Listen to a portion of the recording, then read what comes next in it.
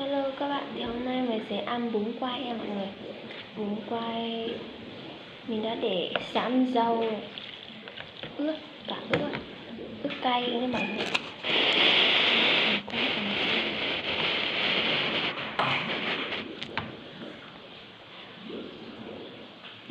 Một bát siêu to nha mọi người.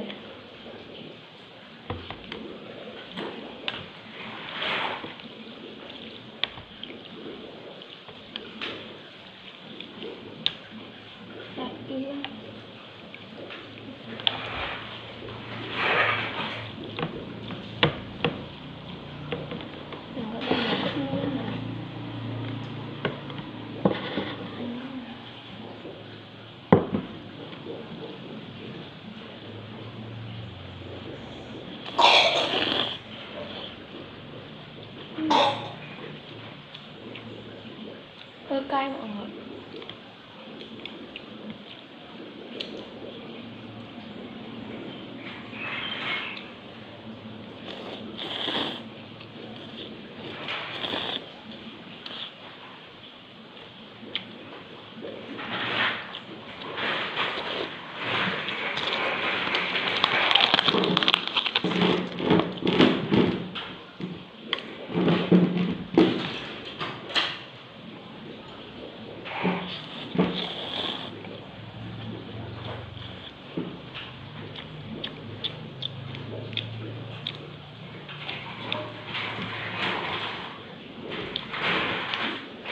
Dịch bệnh nhiều quá nên bao giờ quán phở vừa mở nè.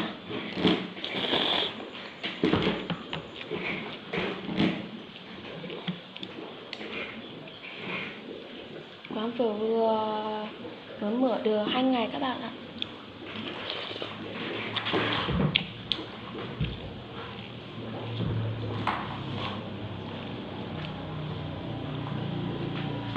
Thế lúc chỉ một phòng kê để có khé tao ở hưu bí nó hồi xưa thì chỉ phải là ít nhà đi rồi có thấy tao cho ở nó xưa.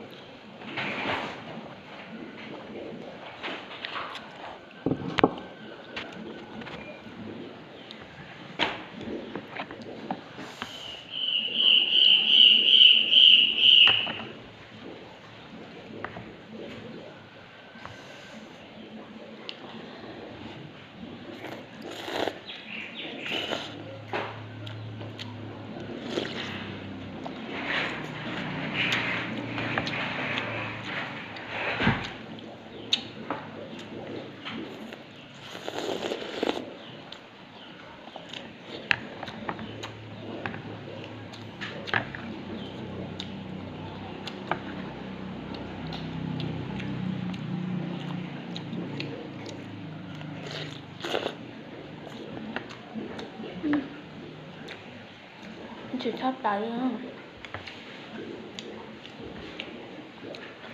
Nó sai đọc khổ nữa.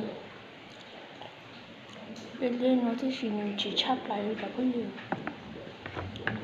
Cô cho ai lúc cho họ rồi. Đó nó quên chỉ cả nói nữa.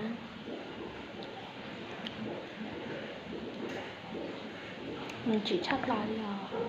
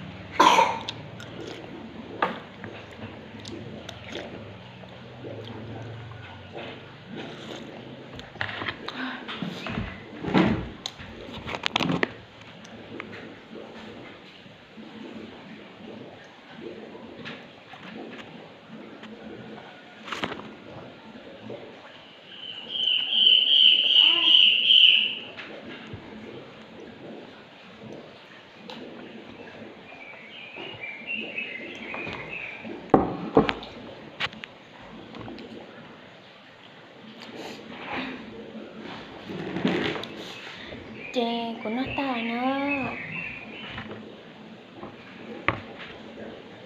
Em nó sẽ là ba nhé tao của tụi YouTube theo anh chào mà xin chỉ đồ lựa ra video đó.